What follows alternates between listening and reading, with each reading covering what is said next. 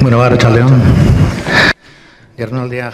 Buenas tardes, seguimos con la sesión de la tarde de la jornada y tal y como dice nuestro programa, ahora tenemos como tema los servicios de proximidad de infancia y adolescencia. Nos vamos a dividir en dos partes en la tarde.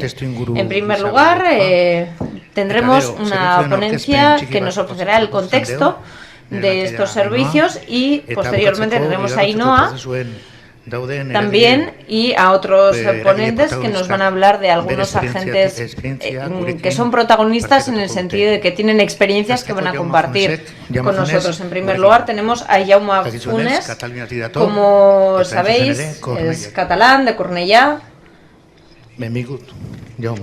Le da la bienvenida en catalán. Bienvenido de nuevo a tu casa. Lo primero que me vais a permitir, voy a ser muy corto porque lo que importa obviamente es él, transmitir una emoción personal y quiero decir que es un auténtico placer para mí acercaros a la persona de Jaume, a aquellas personas que no lo conocéis, que creo que no seréis muchas. La mayoría de los que estamos aquí le conocemos, ya conocemos a Jaume, desde luego. Para los que no le conozcáis, hoy seguramente habrá un antes y un después en vuestro desarrollo profesional, ya lo veréis.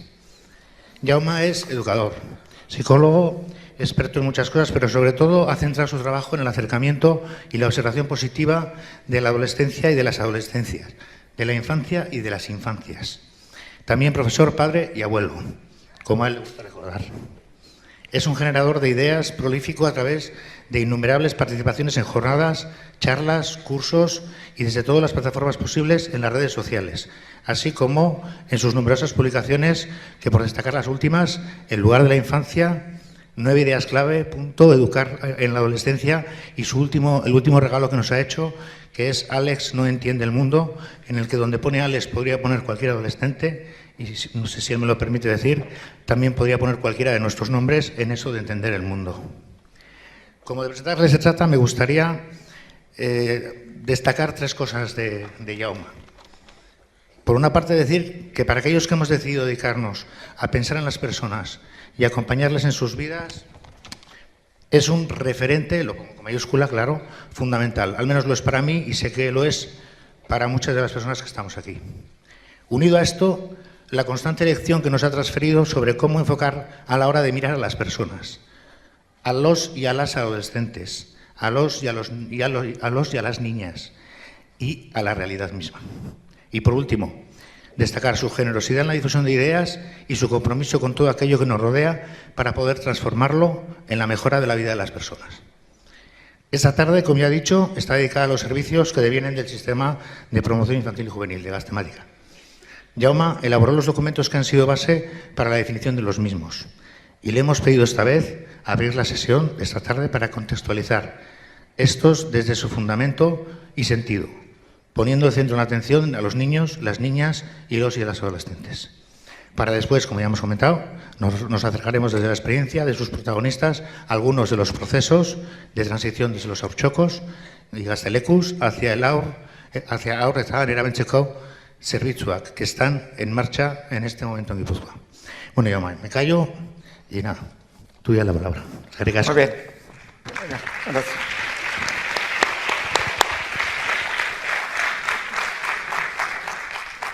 Bueno, siempre es un placer.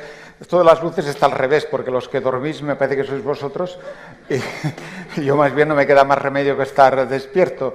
Pero bueno, de vez en cuando encenderemos a ver cómo va la siesta, iba a decir la misdiada. Ya me perdonaréis, esto de los idiomas puede ser un caos, incluso con las faltas ortográficas.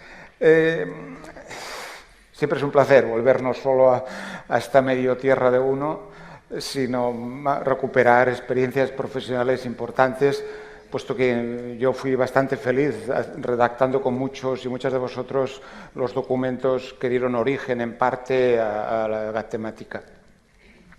Como bien os han explicado, en realidad la única característica que tengo es que soy mayor. Tengo edad, por lo tanto he podido vivir muchas cosas Y en todo caso, si cuando me preguntan ¿qué hace usted ahora? ¿Cuál es su profesión? Bueno, pues mi profesión en estos momentos, aparte de predicador y escribidor, porque son tiempos de verdaderamente volver a veces a explicar lo obvio, son un poco, yo digo, a menudo me dedico a hacer de bombero social. Es decir, con esto el mundo de los adolescentes y los jóvenes especialmente, todos son incendios. Y hay alguna de decir, oiga, pero ¿por qué no se lo miran de otra manera? ¿Por qué no, en vez de alarmarse, se paran ustedes a pensar que la realidad ha cambiado?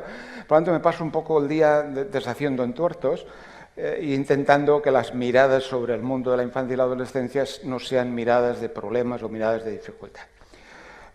Si alguno de vosotros, que seguro que sí, asistió a la última de las presentaciones del documento, en realidad estaba con esa foto, por eso la he vuelto a recuperar. Tengo más fotos de vacaciones, pero bueno, pensé que esa podía dar pie a esto.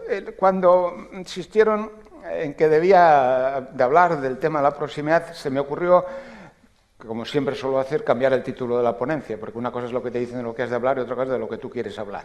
Entonces, en parte, pues acabé cambiando, insistiendo, sí, en la idea que me pedían, la infancia y la adolescencia desde la proximidad, pero que quede claro que con voluntad de ayudarles a ser personas y, lo que es más importante, manteniendo que son ciudadanos que han de llegar a formar parte algún día de la sociedad. Lo digo porque en todas vuestras actividades, los que estáis estudiando trabajo social y padecéis a los profes de educación social, yo he sido profe también de educación social y trabajo social, a menudo os ocultan que en realidad os pagan para controlar al personal. Es decir, en realidad podéis acabar siendo la extensión del control de los padres, la extensión del control del alcalde sobre los adolescentes broncas, o la extensión de la necesidad de seguridad del padre o de la madre para que el niño esté cuidado, entre comillas, sin mayores riesgos.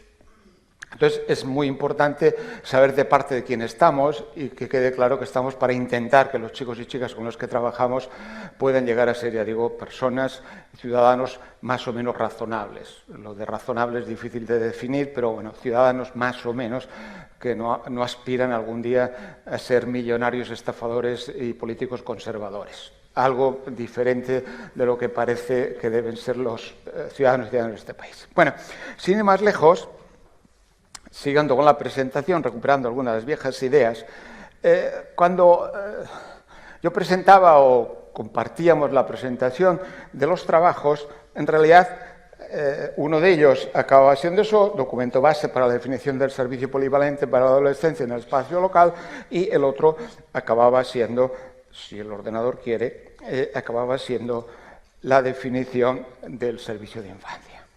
Sobre esa idea de la polivalencia, compleja a veces de explicar y por lo que me han explicado más compleja de poner en euskera, se ha acabado añadiendo, o hemos acabado añadiendo todos, la idea de la proximidad.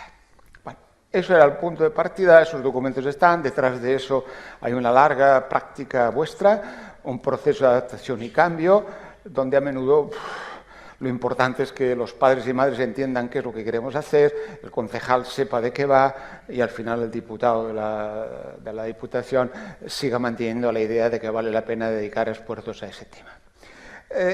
Como reflexión de algunos, como resumen de ese trabajo, aunque estaba en el de infancia, pero podría servir para infancia y la adolescencia, insistíamos en aquel momento en que se trataba de, por un lado, dejar claro que si algo hay que hacer es que los chicos y chicas puedan decir la suya en la sociedad en la que están. Por otro lado, insistíamos en aquellos trabajos, aquí los chicos y chicas están sometidos, los niños y las niñas, los adolescentes, están sometidos a una continua presión para regular sus tiempos.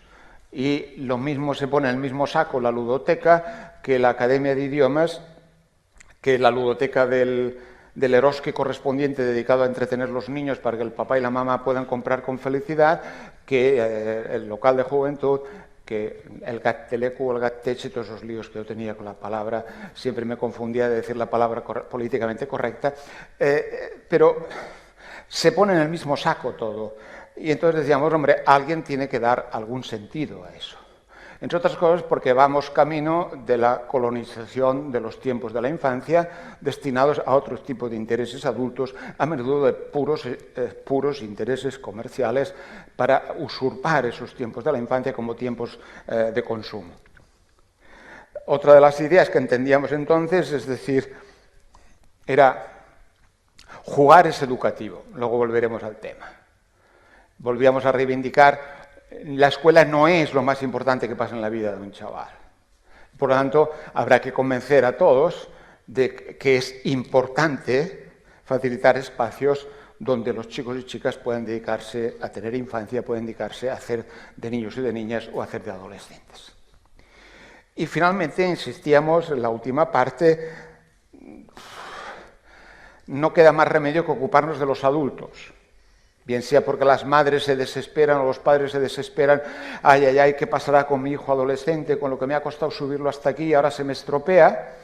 O ya sea con los niños pequeños en los que los padres y las madres parece que estén con un juguete raro, que no saben cómo cuidarlo y educarlo, no saben cómo dedicarse a ser útiles en la vida de estos niños y niñas. Eso era el resumen final aplicable a los dos documentos de lo que decíamos entonces sobre los servicios polivalentes de proximidad, como le queráis llamar, en el espacio local para ocuparse de los chicos y de los adolescentes.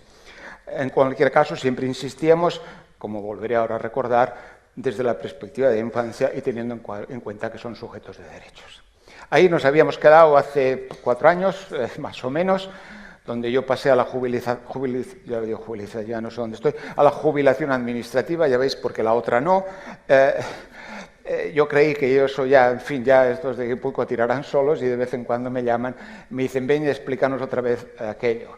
Pero claro, no puedo venir a explicar, cuéntame qué pasó, sino que como ya han pasado 4 años y el mundo ha cambiado, y supongo que en Guipúzcoa también han cambiado las cosas, pues habrá que pensar, no sé si de manera nueva o no. En esos años yo he ido dedicándome a otras cosas o a otras realidades complejas y nuevas de la infancia y la adolescencia que tienen que ver fundamentalmente con lo que significa educar en el mundo de la sociedad de la comunicación o de la sociedad informacional y a la vez en el último año dedicándome a intentar descubrir o a intentar compartir en qué medida las pobrezas viejas y nuevas afectan a la realidad de la infancia. Esos han sido algunos de los temas que han dominado mi vida profesional y por eso lo que os pueda explicar ahora en parte está condicionado por eso. Ya sé que la realidad no es la que yo veo, pero no os puedo explicar más que de la realidad en la que yo intento compartir o a la que yo intento ayudar a las personas. De hecho, yo os haré una propuesta de hablar de 6 temas. Hemos cambiado la foto para que veáis que estamos era nueva, no he puesto más fotos porque se carga la presentación y no funciona, pero vamos, si queréis después puedo enseñar más fotos. 6 ideas, algunas las desarrollaré más o menos, pero están numeradas, ya digo, porque tenéis todo el derecho a dormir después del buen àpat de la buena comida que hemos tenido abajo, pero para que sepáis dónde vamos, eso está dividido en 6 partes. La primera de ellas tiene que ver con un nombre que en realidad tiene que ver con el libro que recordaba el compañero, que escribí al salir de la defensa de los derechos de la infancia, que tiene que ver con dónde demonios colocamos los niños y las niñas en nuestra sociedad. Puesto que lo que está muy claro es que cada vez que hay una crisis, lo primero que desaparece es la infancia. De las prioridades políticas o de las preocupaciones, lo primero que desaparece es la infancia. Cuando debería ser a la inversa. Es decir, si una sociedad cambia, hay que pensar en cómo afectan estos cambios justamente a la parte más frágil. La parte más frágil, por definición, tienen que ser los ciudadanos y ciudadanas que viven las etapas infantiles. Pero no es así. De hecho, más de una vez me habéis oído decir que de vez en cuando me alegro de la crisis económica porque así no hablan de cambiar la ley del menor o no se ocupan de esos temas. Pero observáis que siempre la pagan. Cuando ahora por fin han decidido que ya no modificarán la ley de la interrupción voluntaria del embarazo, ¿cuál es la torna que diríamos en catalán? ¿Cuál es la pañora o el pago que se hace? La pagan los adolescentes. Ahora los chicos y las chicas de 16 y 17 años, bueno, los chicos no, porque no se embarazan, embarazan a las chicas de 16 y 17 años no tendrán capacidad de decidir si han de ser madres o no. ¿Cuál es el coste de decir, no, miren, no podemos cambiarlo todo, pero para que estén ustedes contentos, ¿qué hacemos? Pues estos adolescentes ahora, a partir de ahora van a estar controlados. Por eso hay que tener en cuenta, y a mí me gusta mucho una expresión, que digo, que estoy dedicando a los temas de impacto de la pobreza en la vida infantil. El último informe de UNICEF, el report card de UNICEF, el informe anual que hace UNICEF global y es universal, se llama justamente de esta manera. Y yo creo que a partir de ahora deberíamos hablar de esto, de la generación recesión. Está hablando de chicos y chicas, más allá del concepto de pobreza monetaria con el que movemos, nos analizamos la realidad. Hay que tener en cuenta que los chicos y chicas de hoy viven en familias que tienen oportunidades vitales aproximadamente de hace 10 años. Estamos hablando de chicos y chicas que viven en las condiciones, digo, salvadas las distancias, en las que vivían esa infancia o esa adolescencia hace 10 años. Por lo tanto, estamos hablando de una sociedad que puede verdaderamente tener una generación o más de una generación después de jóvenes y adultos a los que verdaderamente no les importe para nada la sociedad en la que están. No es que ahora padezcan o no pobreza monetaria o pobreza educativa. No, es que no van a encontrar ninguna razón para formar parte de esa sociedad o para respetar las lógicas de esa sociedad. Cuando pasaban los sucesos del Charlie Hebdo a Francia, un gran pedagogo francés, Philippe Mirier, escribía en una de las columnas del Cahiers Pédagogique, escribía una de sus columnas y formulaba más o menos la siguiente pregunta. Habremos de hacer inventario de qué hemos hecho en la escuela, qué hemos hecho con los adolescentes y jóvenes, qué hemos hecho con la infancia, para que esta generación, algunos de esta generación, para encontrar sentido a su vida, no tengan otra salida más que la monstruosidad de matar a otras personas. Lo planteaba francamente así. A estas generaciones que están perdiendo les vamos a pedir algún día que formen parte de esta sociedad y que además la respeten. Aunque me decían en el café que el último Euskobarómetro de los juventudes parece que los jóvenes vascos están muy satisfechos y ven el futuro con una gran alegría. Bueno, la inconsciencia emocional también es una característica de determinadas edades. En esta historia, digamos, del lugar a la infancia, si consigo no alargarme, yo sé que no tengo la virtud de quedarme en las primeras transparencias y no llego nunca al final. Pero fijaros que en ese tiempo aparece la Convención de Derechos de la Infancia y esa convención, justamente el 20N pasado, hacía 25 años. Y esa convención, ya digo que yo a menudo he defendido que necesitaríamos otra, pero como no se ha cumplido esta ni en buen trozo, pues mejor dejemos la que tenemos porque no la cambiemos. Pero en esa convención recordar que aparecían 5 ideas que deberíamos mantener o deberíamos recordar, porque ya digo, como hace 25 años parece que las vamos olvidando. Pero si queremos hablar de cómo ocuparnos de la infancia, donde sea, como sea, desde el recurso que sea, tenga las características que tengan, recordar que había 5 ideas importantes. Primero estamos hablando de 0-18, con independencia de que sean fuertes y vayan de potes. Hasta los 18 años estamos hablando de una sociedad que decide prestar una atención diversificada a los ciudadanos que tienen esta edad. Como hemos dicho tantas veces, es una edad artificial, podría ser más, podría ser menos, pero mayoritariamente en el consenso general dijimos, mire, de 0 a 18 la atención o la respuesta política será diferente. La segunda idea que habíamos defendido siempre, que sigue es un sujeto activo de derechos, y eso queda en una frase casi siempre vacía. Pero sujeto activo quiere decir, yo, con 4 años, debería poder presentar una instancia en el ayuntamiento reclamando al alcalde que haga el favor de darle dinero a mi madre para que haga de madre. Eso significa sujeto activo de derechos.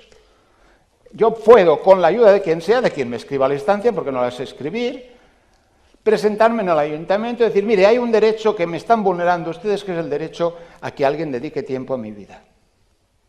Y eso es lo que deberíamos poder hacer. En estos momentos se da la absurdidad de que el último protocolo que se ha aprobado de la Convención reconoce que los chicos y chicas pueden dirigirse directamente al Comité de Derechos de la Convención de las Naciones Unidas, directamente si son vulnerados sus derechos, mientras que aquí no pueden ni siquiera reclamar delante del juez. Pueden ir a Naciones Unidas y no pueden, verdaderamente aquí, saldrá alguno diciendo formalmente sí, la ley se lo reconoce, sí, pero en la práctica, ¿hay alguien que verdaderamente se dedique a hacer posible eso? Una tercera idea que aparece en la Convención y que es la idea del interés superior del menor, que se supone que va por encima de los otros intereses. Pero como tantas veces hemos comentado, cada vez que oigo a un mayor hablar del interés superior del menor, ya sé lo que está hablando. Es el interés del mayor disfrazado de interés del menor. Si fuera el interés superior del menor, si fuera los chicos primero, como decían antes, incluían las señoras, podemos ponerlo si queréis, pero si la infancia es primero, quiere decir que usted se ha de parar a pensar que en igualdad de derechos primero atiende a estos, lo cual no quiere vulnerar los otros, pero primero atiende a estos y luego atiende a los otros.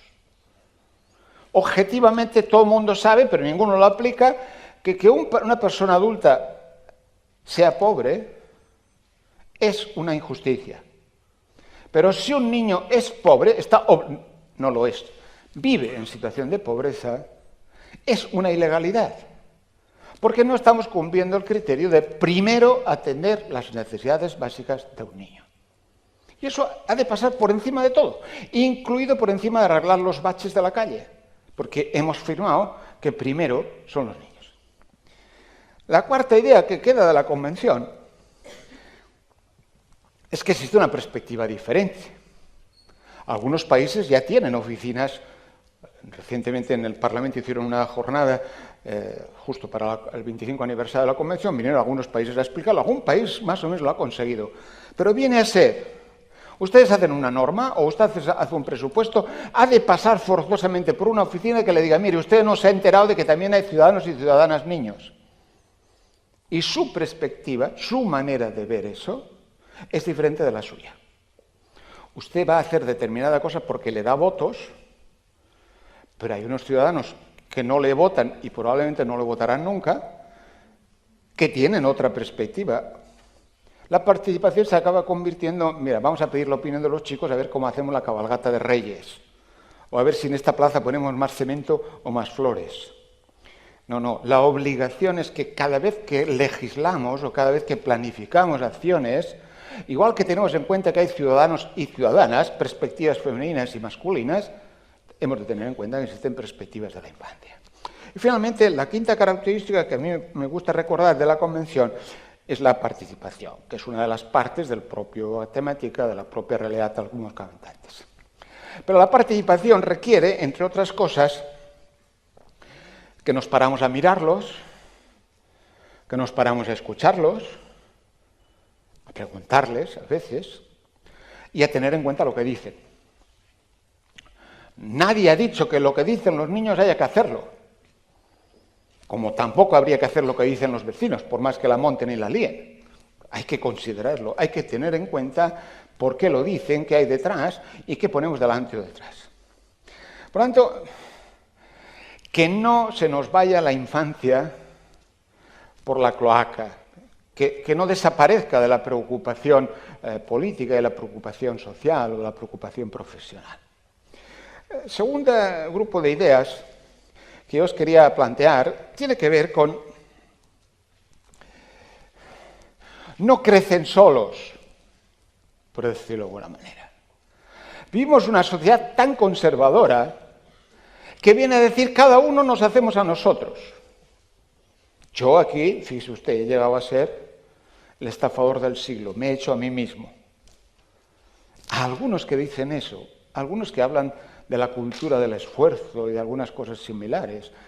Yo he repetido más de una vez y alguno de vosotros me lo habéis oído decir, si pudiéramos tener un horno crematorio irreversible, Les haría volver a nacer. Ahora, eso sí, les haría nacer en una casa de 40 metros, con 5 hermanos, con un padre de solas trabajando de sol a sol, una madre desesperada porque no llega al final, con el váter en la galería, y a partir de ahora que me dijeran si se hacen a sí mismos. Que me dijeran verdaderamente si es que se hacen a sí mismos. Puesto que, claro que todos nacemos con nuestras diferencias, desigualdades, con lo que quieras llamar. Claro que no nacemos iguales. Pero es que algunos nacen mucho más desiguales, quiero decir, ya nacen condenados a no ser nada casi antes de nacer, por decirlo de alguna manera. Entonces, eso nos obliga a plantearnos el tema de las oportunidades. Todos somos las oportunidades que hemos tenido en nuestra vida. La mayoría de los chicos y chicas no son más que las pequeñas oportunidades que tienen en su vida. Que va asociado, ya lo volvemos a comentar, al tema de la accesibilidad. Porque eso de las oportunidades es una palabra también peligrosa. En tiempos convulsos como los que vivimos, el primer gran peligro es que se apropien de las palabras. Aparentemente todo el mundo usa las mismas palabras. Los más conservadores y los más progresistas, los más derechos, los más izquierdas. Parece que todo el mundo dice lo mismo. No. Porque no es lo mismo, y creo que en uno de los documentos de Gatemática se explica, no es lo mismo que tú pongas un aparador, aquí tienes oportunidades, que hagas que el chico descubra que existe el aparador y sepa de dónde coger el producto que necesita. ¿Os acordáis los que os dedicabais a esos servicios maravillosos de antes y ahora bastante inútiles, que nadie se enfade, de los servicios de información juvenil?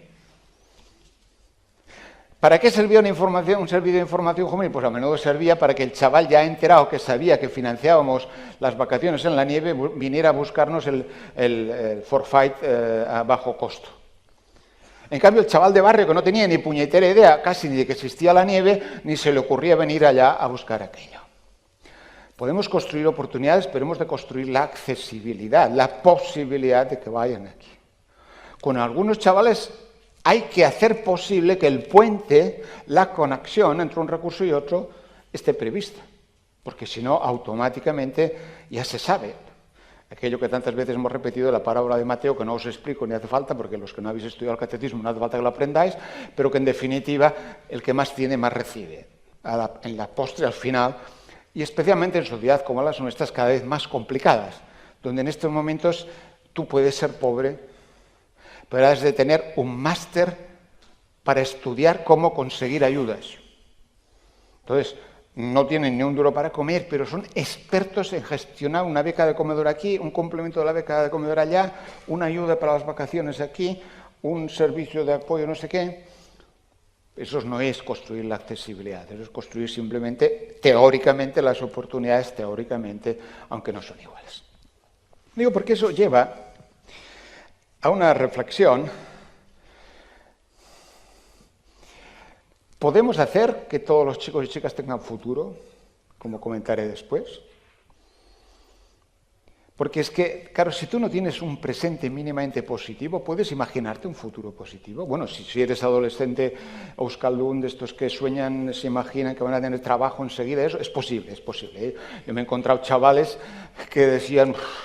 Recuerdo una chavala que decía, cuando orientación al final del cuarto de eso, decía, será la hostia. Digo, bueno, ¿qué será la hostia? A ver, dice, será como ir por una autopista asfaltada, recién asfaltada, con un 4x4 nuevo.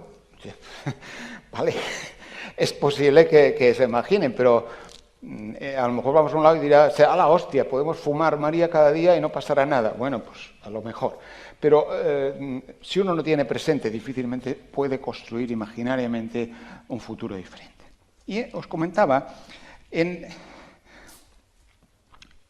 estas sociedades, antes he hecho una corrección, habéis observado, se me ha escapado niños pobres, y hay que repetir continuamente, niños obligados a vivir en situaciones de pobreza. Y dentro de esa situación solemos decir niños y niñas obligados a vivir situaciones de empobrecimiento o infancias empobrecidas, donde no solo existe la pobreza monetaria, que es la que solemos medir, sino que existe la pobreza emocional por el caos vital que se produce en aquella familia, o existen otro tipo de empobrecimientos como los relacionales, cuando se recortan las relaciones porque no hay posibilidades de relacionarse, etcétera, etcétera. Como bien dicen los informes de UNICEF, son infancias que el mundo desarrollado va dejando atrás, infancias que van pagando las hipotecas de los adultos, que van revertiendo sobre ellos las dificultades. Uno de los últimos informes de Save the Children, que está hecho a través de entrevistas con madres y chavales, una madre que dice, sí, yo me hipotequé, hice esto, hizo lo otro, y ahora que no lo puedo pagar, ¿quiere decir que son mis hijos los que tienen que pagar mi error? En todo caso, discutamos cómo pago el error mío, pero ¿por qué hacemos pagar a los niños y niñas los errores de los adultos? Pues en esas situaciones, en el seminario ese que os digo de trabajo del impacto sobre la pobreza en las vidas infantiles, yo os voy a insistir en que el seminario último, lo acabo de traducir al castellano, puede ser que ande con errores, pero hay tres cosas que hay que facilitar a esos niños. Por un lado está el paquete de las oportunidades, ahora voy a ello, aquello que tenemos la obligación de facilitar para hacer posible su infancia y para hacer posible su futuro. Por otro lado están las prácticas sociales que permiten formar parte, es decir, de qué manera ese chico o esa chica, volvemos al tema, puede sentir que tiene relaciones, convive, se relaciona, se construye como sujeto en relación con otros. Y por otro lado está la tercera parte, que tampoco abordaremos aquí, que es el tema de las capacidades monetarias para necesidades básicas. Y ahí entramos en otro debate que también afecta a vosotros, que es, ¿se puede ser un sujeto sin tener capacidad de consumo? Dicho en plata, no se puede ser adolescente sin tener un smartphone. Si no tienes un smartphone, eres un adolescente empobrecido. Pero claro, que yo sepa, los servicios sociales no tienen ninguna prestación prevista para comprar smartphone. Pero un adolescente sin acceso a ese tipo de prestaciones en una sociedad de consumo es un adolescente empobrecido. Y ahí aparece la discusión, ¿para qué? ¿Prestaciones de qué? ¿Cuáles son las necesidades? Y hay que aclarar mucho, y es otro tema de otro debate, cuáles son las grandes necesidades de la infancia y la adolescencia que debemos cubrir desde nuestras respuestas, en este caso monetarias.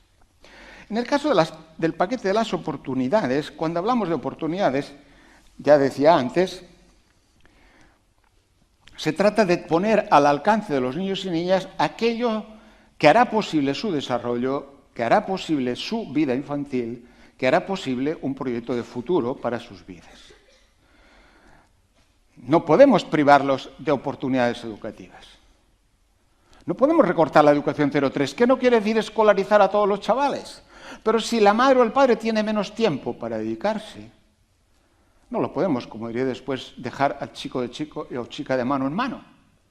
Tendrá que tener un entorno donde verdaderamente tenga estímulos, propuestas, relaciones que le ayuden a desarrollarse. Como diré luego, además con un peligro de diagnósticos y etiquetas. Oportunidades. En el seminario comentaba uno de los profesionales, trabaja en lo que llamamos centro de estimulación precoz o de estimulación inicial. Comentaba un ejemplo de un impacto de la pobreza que luego acabamos colocando en la situación de los problemas. Decía, había un niño el otro día pequeño, no sé qué edad digo, que se pasaba todo el día en el carrito. Pero no podía gatear, no podía caminar por la casa, porque esa familia vivía en una habitación realquilada en un piso. Y esa habitación no tenía ni siquiera el suelo suficientemente limpio y suficientemente liso como para que el niño pudiera gatear. Además, ese niño no podía llorar, porque la alquilina, la alquiladora, realmente posaba el grito al cielo y se oía que el niño gritaba.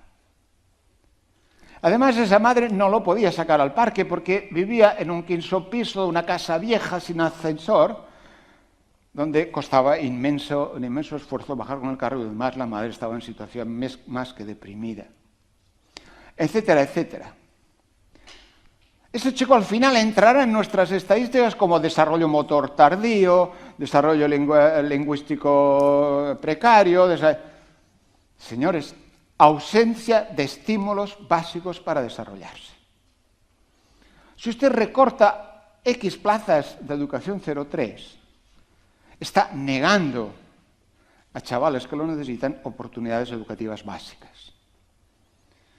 Recientemente se publicaba en Francia un informe, una mezcla de informes que bien están algunos de ellos ocultos, sobre cómo, por ejemplo, impactaba el aumento de la ratio de alumnos en educación infantil, en los primeros años de educación infantil, entre lo que ellos lo llamaban, porque las suprimieron, zonas de educación preferente, donde las escuelas tenían 3 alumnos menos, en lugar de 23 tenían 20. Se hizo un estudio siguiendo el impacto en los primeros años de educación infantil, no en educación 03, sino educación infantil, educación primaria. Se descubrió que en esas zonas aumentar 2 o 3 alumnos, aumentaba entre un 11 y un 20% la probabilidad de desastre escolar o desastre educativo. Si se aumentaban a 5, se pasaba de 20 a 25, el impacto era de 1/3. Es que el impacto es... ¿Puede una educadora preguntar cada día a sus alumnas, descubrir si llevan una falda nueva o no? ¿Puede preguntarles si su madre la ha comprado en el mercadillo? ¿Puede descubrir cada día cómo han dejado la casa de la que vienen? Todo eso tiene que ver con oportunidades educativas. Todo lo que no sea pensar en cómo enriquecer de probabilidad de desarrollo al que tiene menos posibilidades de desarrollo en otro entorno. Y eso no es de servicios sociales, no es de los chavales con problemas, no es de las familias con dificultades, es de todos los niños y niñas, cada uno con el paquete correspondiente. Otra segunda idea, insistíamos ahí, tiene que ver con los espacios lúdicos. Jugar es un derecho tan obligatorio como la escuela. ¿Por qué perseguimos a los padres que no llevan a su niño a la escuela y no perseguimos, si es que la palabra es la adecuada, que no es adecuada, a los que no los llevan a jugar al parque? ¿Por qué el derecho a crecer jugando es inferior al derecho a crecer aprendiendo? ¿Por qué se ponen en marcha ludotecas, archocos, todas esas historias? Yo me lío siempre con las palabras. Bueno, los espacios infantiles, estos de él.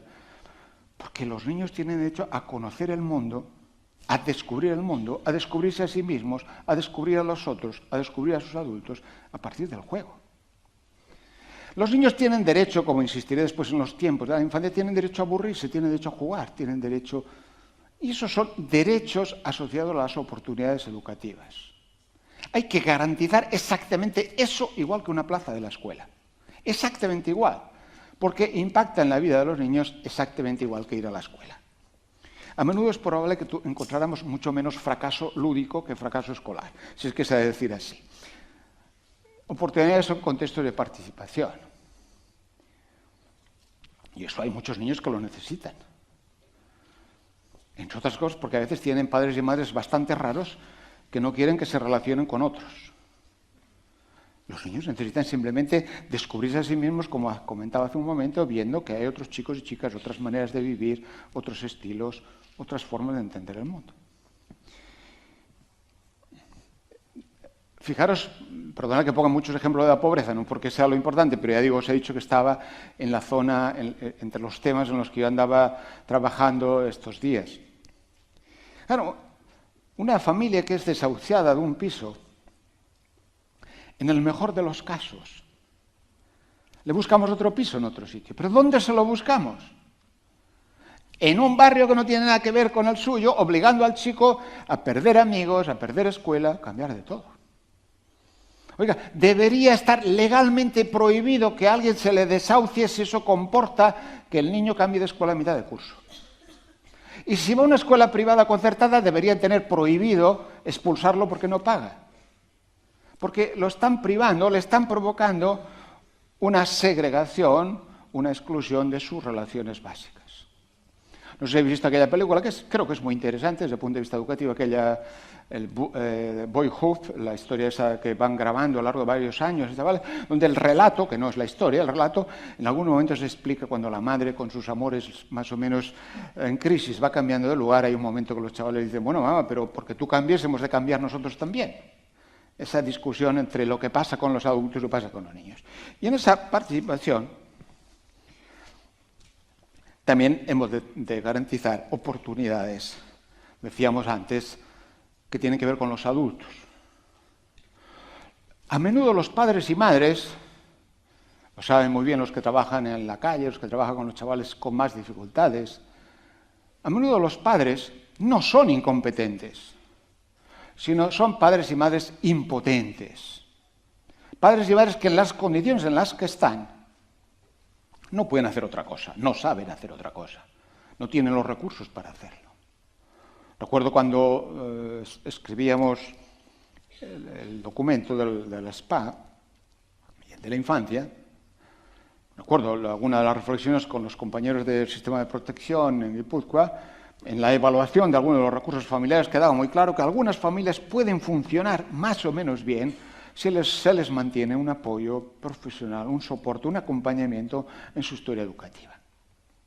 Hay que garantizar a los chicos eso, pues como digo aquí claramente, descubrir que siguen perteneciendo a alguien, que están asociados a alguien, perdón, que están vinculados a alguien, y descubrir que la inseguridad general no pone en inseguridad su vida.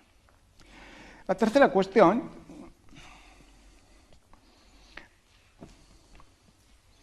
tenía que ver con niños y niñas, ya lo he dicho en gran parte, que se construyen en relación, que son ciudadanos y que aspiran a formar parte. El propio la temática en sí mismo tiene una idea de fondo, cuando se habla de la promoción, tiene una idea de fondo que no se puede renunciar, que es nunca un niño es un proyecto de un adulto. Los niños y las niñas no van creciendo. Tienen etapas de su vida que necesitan atenciones diferenciadas, con necesidades diferenciadas, con recursos diferenciados. Pero no son proyecto de nada, son lo que son y deben ser lo que son. Y son, pues eso, sujetos que se construyen en relación. Hoy vivimos, en nuestra sociedad, vivimos una sociedad mestiza. Una sociedad en la que te guste o no te guste, siempre tendrás malas compañías. Los padres y las madres estos días que están en jornadas de puertas abiertas para matricular a sus hijos, van buscando que mi niña del alma tenga al lado otra niña que quiera estudiar y portarse bien. Porque no quiere que la infancia sea contaminada.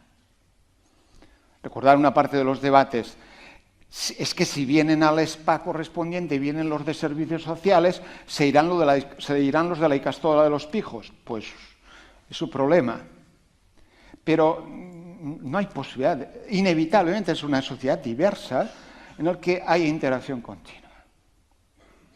Y como a veces mi nieta, que no le queda más remedio que hacer los deberes, a veces infumable, que le pone la seño, yo le tengo que ayudar. Dice, no, el fulanito es un jeta, no trae los deberes hechos nunca. Y la pregunta de fondo que te haces ¿es un jeta o no tiene madre? ¿Qué es lo que pasa? Es decir, es un chaval que verdaderamente, con muy buen criterio, dice, la seño está loca, no sé para qué me pone más fichas si ya no hago las que hay en la escuela, o es que verdaderamente no tiene a nadie detrás. ¿Cómo es esa complejidad?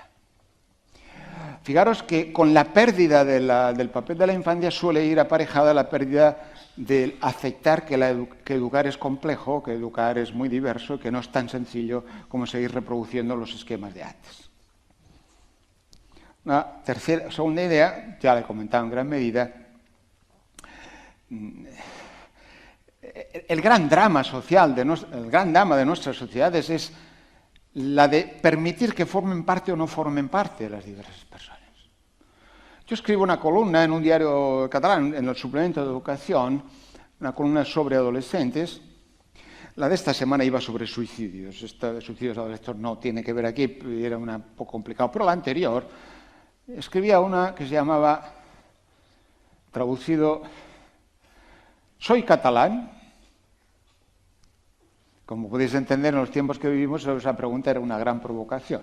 Bueno, en realidad no tenía nada que ver con la identidad del país ni de la nación, pero podría ser lo mismo si yo dijera que soy guipuzcoano, pues...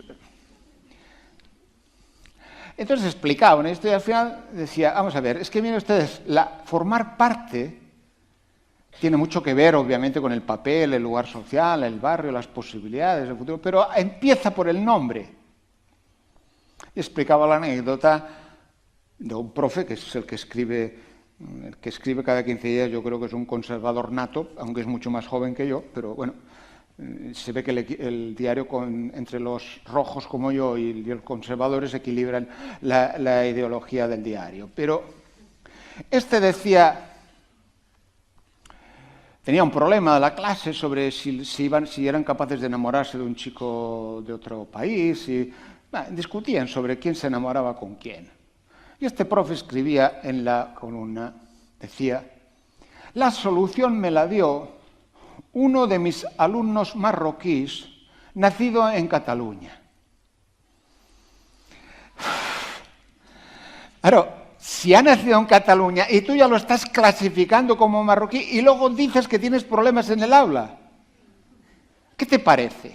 Porque es muy diferente que tú tengas en cuenta que la mochila familiar que cada uno de tus alumnos lleva es muy diversa, a que tú de entrada ya clasifiques a la gente en función de eso.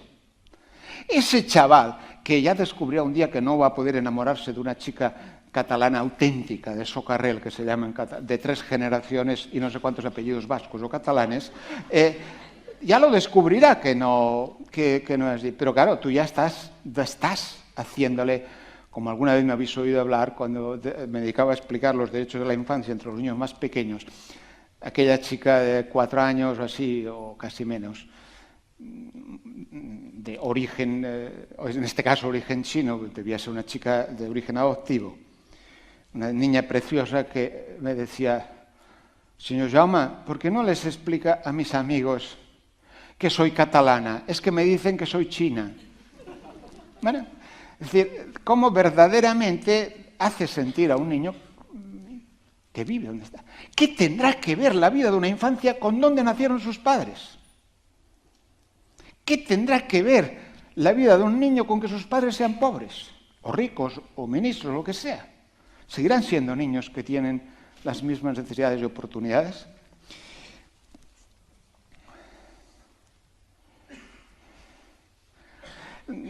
Fijaros que la temática se insiste continuamente en defenderlo como un servicio público o como una lógica de atención a la infancia y la adolescencia desde la perspectiva pública. Recuerdo cuando discutíamos esta palabra, muchos de vosotros y de vosotras insistíais en la idea de decir, no, es que algunas familias consideran que como su hijo es suyo, lo han de llevar solo a una icastola que les organiza todo, desde el autobús que los recoge hasta el entretenimiento y la ludoteca de los fines de semana. Y todo está allí porque esos niños son suyos. En cambio, los otros, los que no son de nadie, son del alcalde. Entonces son del municipio y esos van ya a la Urchoco o van a otro tipo de cosas. El primer derecho de un niño es poder librarse algún día de sus padres. Sí. Cuando los neo-hippies dicen vamos a organizar nuestra escuela porque la escuela estropea a nuestros niños, tiene mucha razón. Pero se olvidan de una cosa.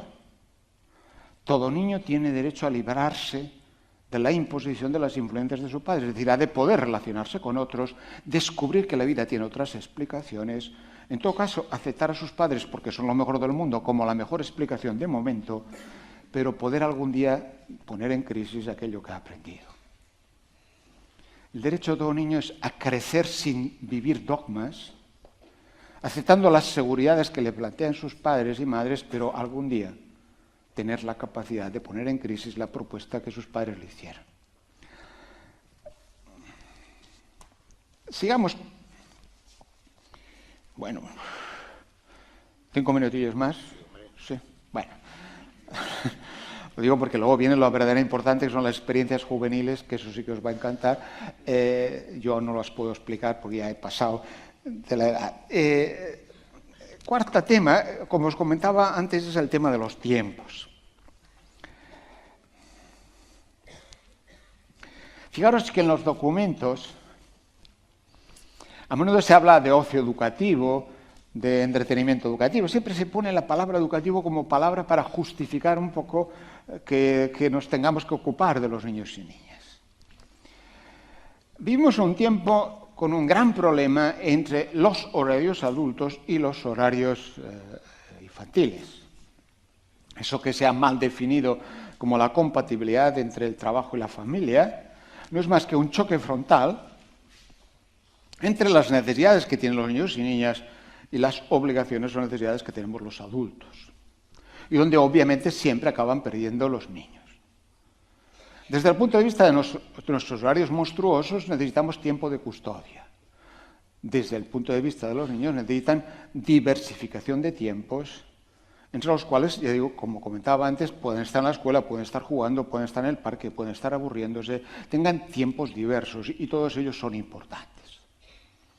Ahora en Cataluña, por ejemplo, asistimos a un debate brutal que no replantea eso, que es el tema de la jornada continua de la escuela primaria. Se impuso en la secundaria, con un gran desastre desde el punto de vista educativo, pero que no va a cambiar atrás, donde se confunden los derechos justos y razonables del profesorado mal pagado, cada vez peor pagado, con los derechos de los padres que cada vez han de trabajar más para obtener menos dinero, con los verdaderos derechos de la infancia. Lo que hay que organizarse desde el punto de vista del tiempo, cómo no se hace a costa de los tiempos de los chavales.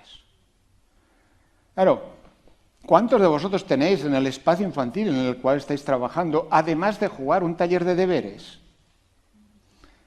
¿Tiene sentido que tengan que hacer deberes? No, es que los tienen que hacer como si no, como la madre que dice, entre bañarlos, ducharlos, darlos de comer, además la puñetera ficha de los deberes, hacerlos ahora. Pero es que hay que hacer porque si no al día siguiente la cosa funciona mal en la escuela. Pues claro, error, ¿no podríamos ponernos de acuerdo? ¿No podríamos ponernos de acuerdo en qué es lo que cada chaval necesita? ¿No podría cambiar el discurso de la escuela?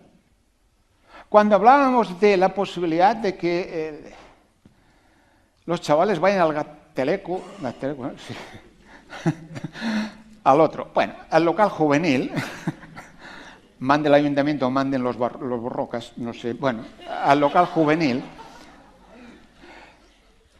¿no pueden ir a hacer el teatro que hacen con la profesora de literatura? Decíamos, ¿por qué la ginecóloga y la tutora no pueden hacer la sesión de orientación sexual en el espacio este? ¿Por qué no mezclamos los tiempos?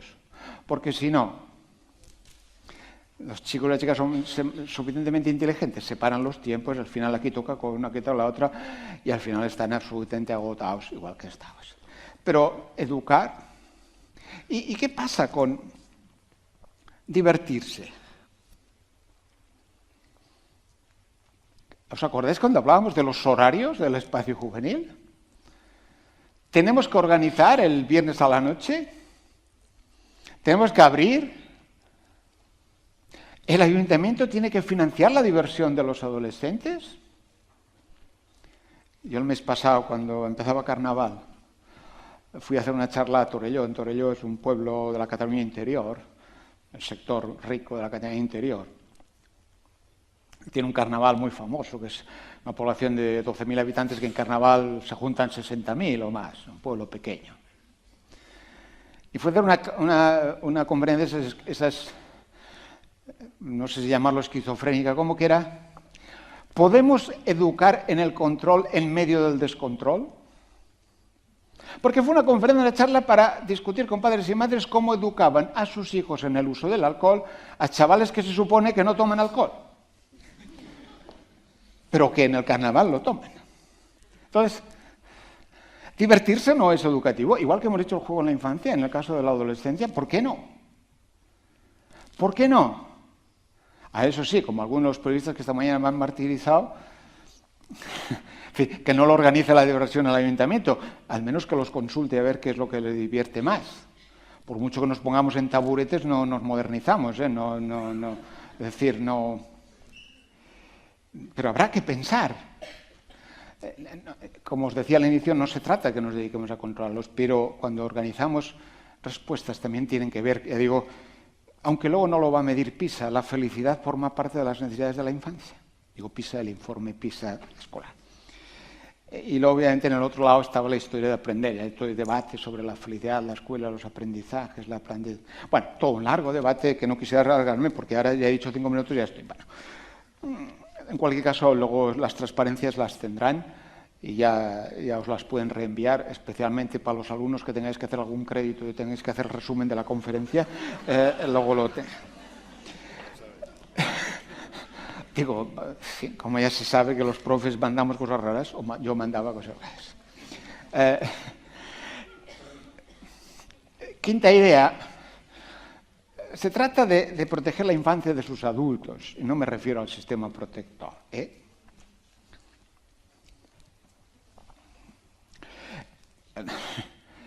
Como habréis descubierto a menudo,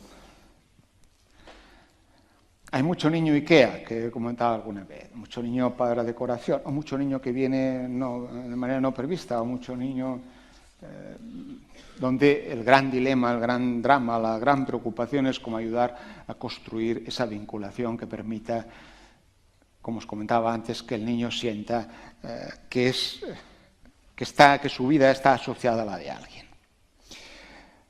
Como se suele decir a menudo, no sé si en nuestros textos estaba o no,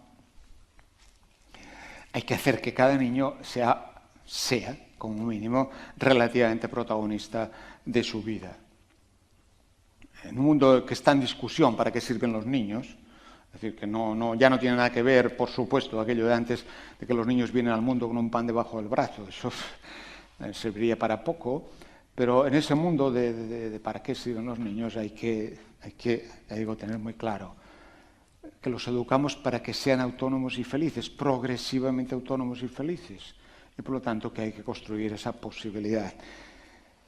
Que cuando vienen con vosotros, van a vuestros recursos, en realidad probablemente sois las únicas personas, los únicos profesionales que les permiten ser niños, que les permiten decidir, que los escuchan, que les venís a decir, bueno, aquí estoy, te puedo echar un cable si vale la pena.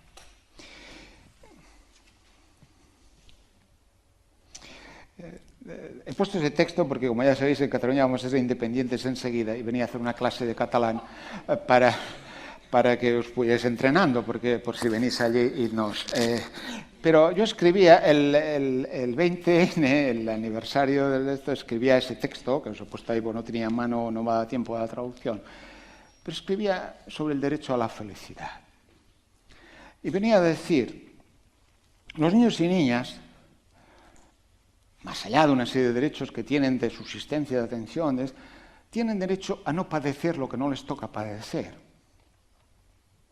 Tienen derecho a tener experiencias que los compensen. Hay vidas muy puteadas, inevitablemente, pero tenemos la obligación de facilitarles experiencias de felicidad que compensen los desastres. A menudo, cuando van a vuestros recursos, son chavales que van a obtener la dosis de felicidad del día que probablemente no tendrían en otro lugar. Por lo tanto, compensamos de alguna manera sus insatisfacciones con nuevas felicidades. Y, como insistiré al final, existe el derecho a encontrar la explicación a la infelicidad. Los niños tienen que encontrar alguna explicación a lo que les pasa. Fijaros simplemente. Hoy en día teorizamos que hay dos grandes tipos de pobreza. Hay muchas pobrezas diversas, pero hay dos grandes tipos. Las clásicas, que cada vez van hundiéndose más, y las nuevas pobrezas, que a menudo llamamos pobrezas de duelo. Chicos y chicas que se han acostumbrado, han vivido teniendo X, lo que tuvieran, y que de golpe no tienen. Que desaparece sin ninguna explicación. Y entonces chavales exigen dinero, yo que sé, a sus padres, porque no tienen ninguna razón. ¿Y yo por qué no voy a tener el dinero que tenía hasta ahora? O no encuentran explicación. Ahora, hay que ayudar a los chavales a encontrar la explicación de por qué les ha tocado padecer, por qué los abandonaron, por qué los maltrataron, por qué no tienen dinero, por qué su padre es pobre. Hay que encontrar algún tipo de explicación, como decía después, pero especialmente han de encontrar explicación a lo otro. La gran diversidad de nuestra sociedad está produciendo un efecto brutal, que se reproduce en cada tipo de crisis. Ya pasó en la gran crisis de los años 70-80, Convertir cualquier dificultad en un problema individual en el que la otra parte de la población intenta vacunarse, preservarse. Y los chavales se acaban viviendo como sus padres, bueno, a mí no me ha tocado ser pobre, ese es porque es un desgraciado. Cuando está conviviendo, digo, pared por pared, en el mismo pupitre, en el mismo sitio, está conviviendo con chicos y chicas diversos. Porque antes los pobres ya los hacinábamos en diversos lugares, ahora las dificultades están en lugares diversos. Y voy al final, para ya acabar la última parte, si no me equivoco,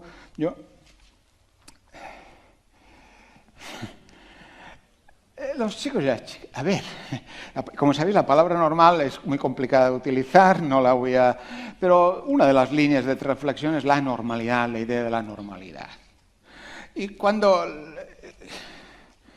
Ese título en realidad es una traducción de un artículo catalán del Seminario de la Pobreza que se llama así, en voz del chaval, es un seminario que se llama Amuls d'infant, con ojos de niño, con ojos de niña. En esa perspectiva, cuando el chaval quiere ser normal, que tiene que ver con decir, a ver, ¿y yo? ¿Por qué tengo que ir a la biblioteca a aguantar a la educadora aquella en vez de ir a mi casa a ver la televisión? ¿Y yo por qué no puedo ir de excursión si mi madre no va a buscar el dinero que le den para no sé qué? Y yo porque cuando estoy de mala hostia y estoy rabioso dicen que estoy loco y me envían al servicio de salud mental. Claro, es tan importante que cualquier atención a la infancia sea vivida como normal por el adolescente y le ayude a normalizarse por el adolescente, por el niño, por la niña. Es tan importante eso que lo contrario, aparte de a menudo ser inútil, casi siempre suele generar más problemas que los que tiene. Entonces, este texto yo resumía muy telegráficamente, porque ahora sí que hemos de acabar, si no nos matarán, pero resumía telegráficamente qué es normal, aquello que se produce en la cotidianidad del chaval, en el día a día.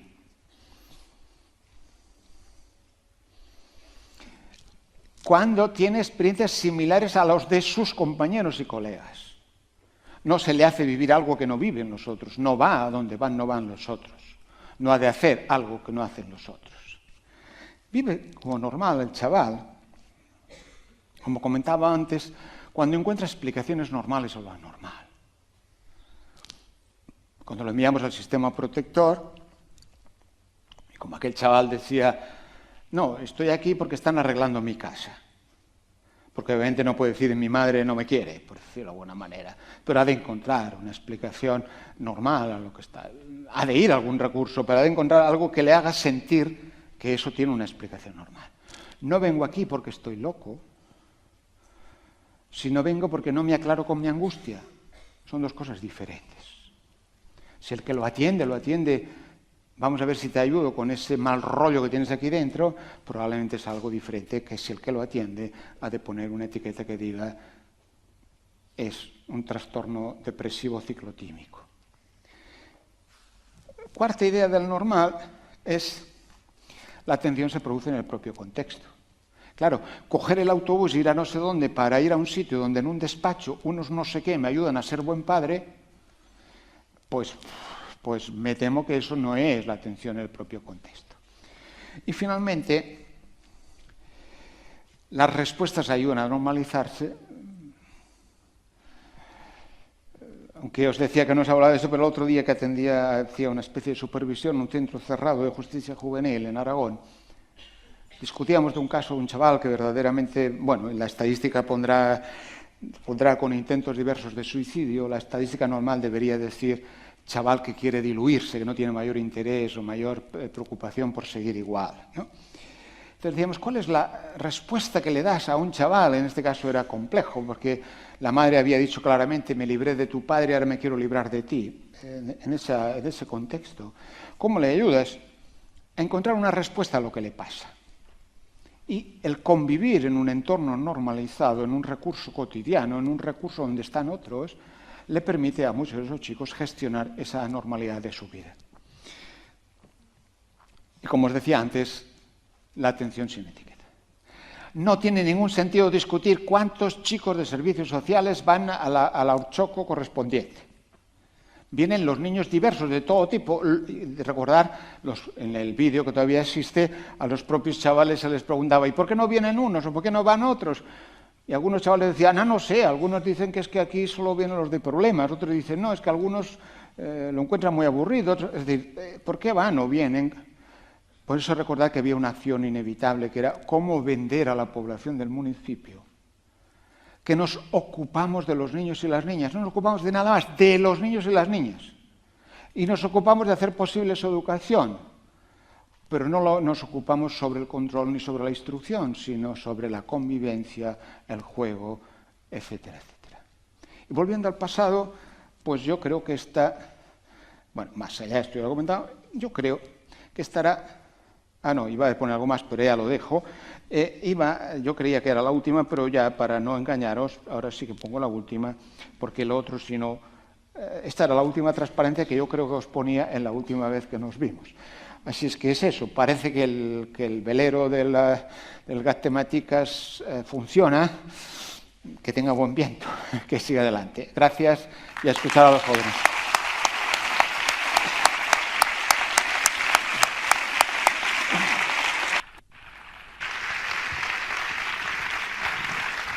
Eskerrik asko. Mila esker. Esan dizuet bezala ha valido la pena, ¿no? Yo creo que sí, ¿no? Bai, nik Jaumari hainbat hausnarketa piztu zaizkit, baino berriro denboretan enkajatzearen aukeratu dut. Se me vienen a la mente varias reflexiones, pero por motivo del tiempo tengo dos para contarle a él. Dos reflexiones, ¿sí? ¿Hablo en euskera o hablo en castellano? Bien, vale.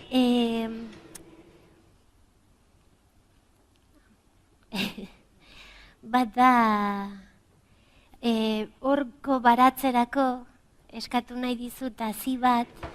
Por una parte, te quiero pedir una semilla que me gustaría que fuera... Si de entre todas las experiencias que has vivido, si hay alguna sospecha,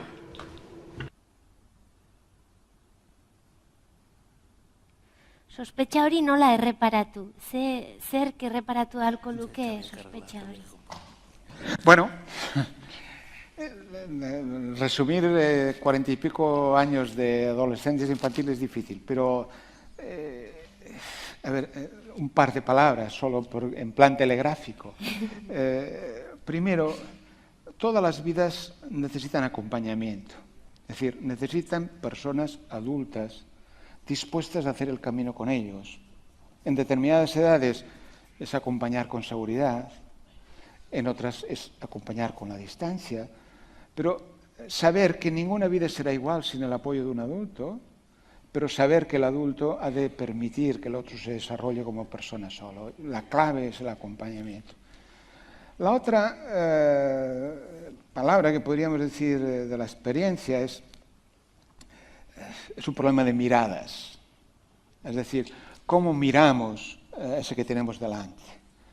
Ese niño o niña lo miramos con envidia, lo miramos con el ay, ay, ay, con la angustia, lo miramos con preocupación, lo miramos con deseo. ¿Cómo lo miramos a esos chicos? Entonces, los niños y las niñas se merecen que los veamos, se merecen que los adultos descubran que existen.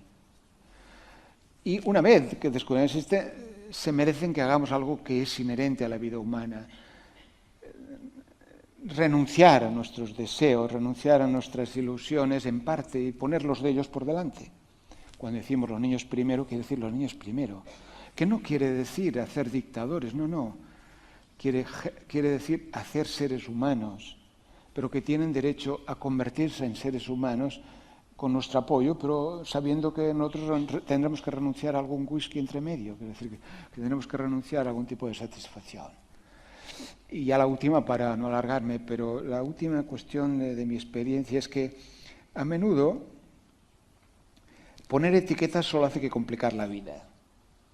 Dicho de otra manera, suprimimos el observar, el mirar, el preguntar, por intentar clasificar la realidad en una etiqueta. Os pongo un ejemplo muy breve, sin alargarme.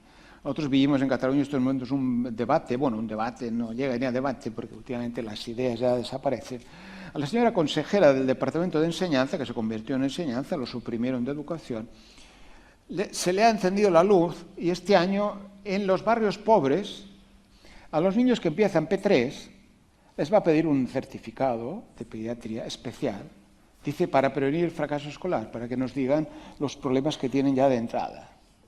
Hemos sustituido el tiempo de la maestra para escuchar, el tiempo del pediatra para aconsejar a la madre, por un certificado al que a un niño se le niega el derecho a no tener un futuro abierto. Se le pone con 3 años una etiqueta que condicionará su vida. Hemos perdido esta capacidad de observar, de preguntar, de descubrir. Y la hemos de volver a recuperar. Los que hacéis, yo no os veo la cara y no sé cuántos hay alumnos por aquí, no hace falta que aprobéis la asignatura del profe que os diga que hay que aprender a diagnosticar. Ni el diagnóstico social ni nada por el estilo. Aprender a observar, aprender a entender, aprender a comprender las lógicas vitales de las personas que a menudo no son las que nosotros tenemos o no son las que aprendemos en la universidad. Ya tienes bastante, ¿no?, para papeles.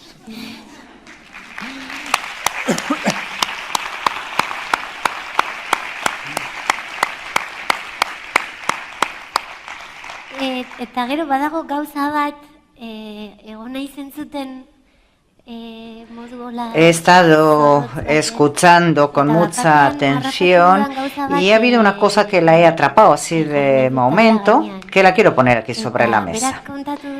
Cuando él ha contado que a veces no sabemos, cuando los niños dicen no quiero hacer las tareas porque tienen mucho criterio o porque no tienen madre que le ayude. ¿Por qué lo dicen? ¿Por una razón o por otra?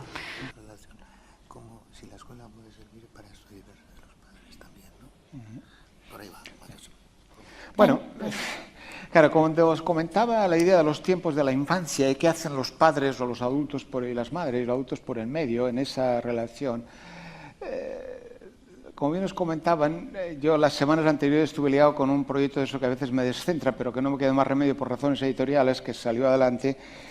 Publicaba un libro que se llama Hay que hacer deberes, pero el título real, porque ese era un título mercantil de la editorial, el título real era Padres y madres que ayudan a aprender.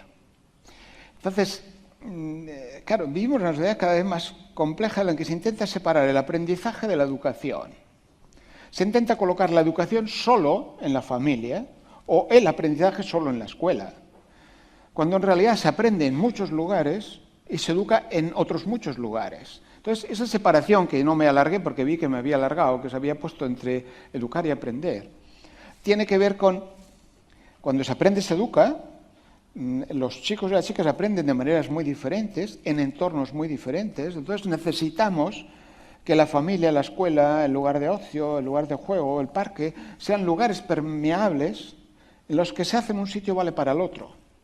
Dicho de otra manera, lo razonable es que si un chaval ha ido el día anterior, el maestro le ha puesto como deberes, vete al cine con tu madre, lo razonable sea que al día siguiente se evalúe qué ha aprendido ese niño o qué ha aprendido la madre en esa historia. Si todos los padres y madres tienen una capacidad u otra más allá de su impotencia para educar, se ha de poder permitir que un padre pueda ir por la mañana, no sabe otra cosa, pero sabe explicar, yo que sé, cómo nacen las alcachofas. Y se ha de poder permitir que la madre le pregunte al maestro, que pasa mucho más horas con su hijo o su hija, le puede preguntar sobre cómo educarlo, puesto que lo puede ver de otra manera. Es decir, para una sociedad globalizada, donde el conocimiento y el acceso al saber están en lugares muy diversos y donde las influencias educativas vienen de fuentes muy diversas, la lógica de la compartimentación no lleva a nada, solo lleva a que los chicos y las chicas diferencien un sitio del otro, coloquen la diversión en un sitio o en otro, lo vivan bien en un sitio o en otro, pero no les ayuda para nada en su desarrollo, en su crecimiento. Vale, gracias. ¿Tú le quieres preguntar algo? ¿Seguro? ¿Has estado ahí todo el tiempo? ¿Sí? ¿Vosotros? ¿Tampoco? Gracias.